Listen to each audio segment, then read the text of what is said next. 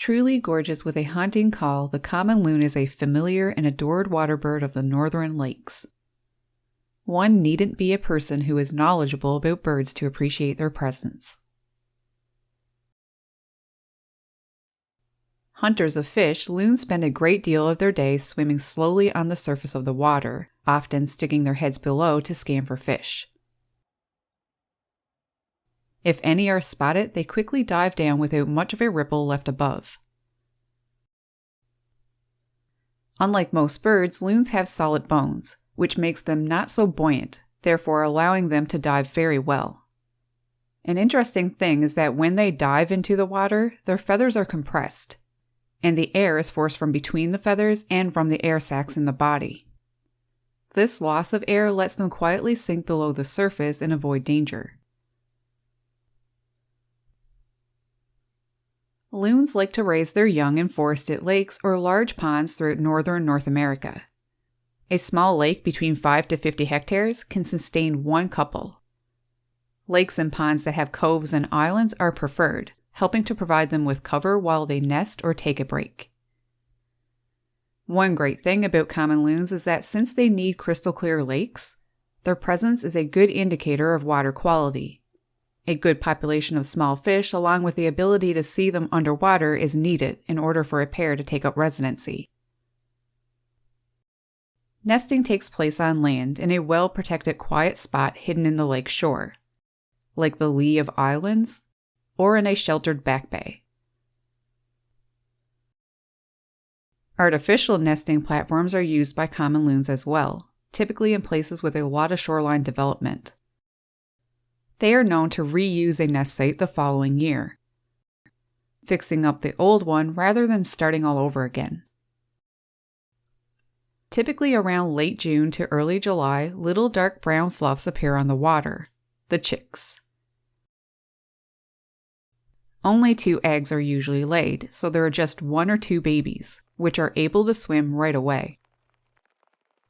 Despite being able to navigate in the water immediately, chicks prefer to ride around on their parents' back a lot of the time, where they can rest, prevent too much heat loss since they are mostly down, and hide from predators.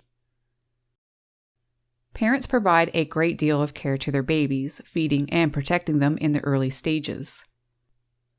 As many as 70 times a day the chicks are fed, but as summer nears the end, the fledglings are capable of feeding themselves.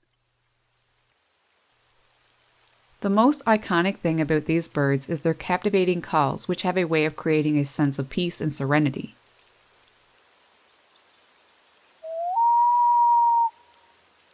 Common loons can be very vocal, especially in the late evening.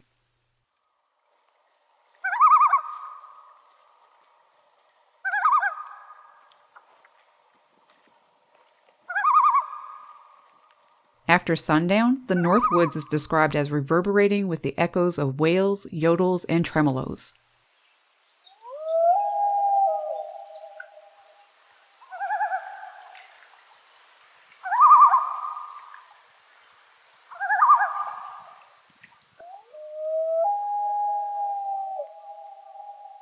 Their calls have an eerie yet beautiful aspect to them, especially the wail, a soulful cry that loons give back and forth to know each other's location.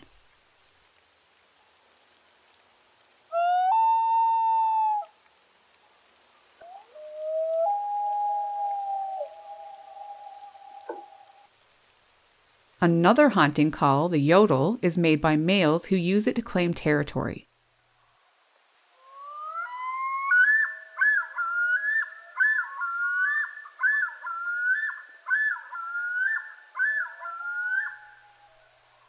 Not every male's yodel is the same. Each has its own signature sound, and can change it if he moves to a new territory. Even tremolos, which are usually used as alarm calls, are quite something to hear.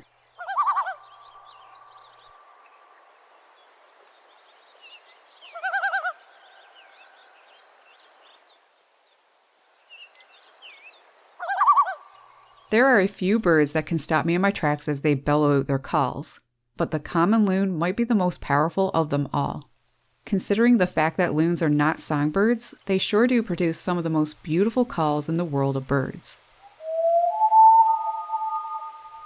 Have you ever heard the yodel or wail of a common loon? Comment below and share your own thoughts and experiences. I hope you enjoyed the video. Thank you for watching. Happy birding! If you'd like to support my channel, the very best way is by liking this video or sharing it with other fellow birders. One other way is by visiting my shop at lesliethebirdnerd.com, where you can get a little something back at the same time or a gift for a friend or loved one. Thank you for the support.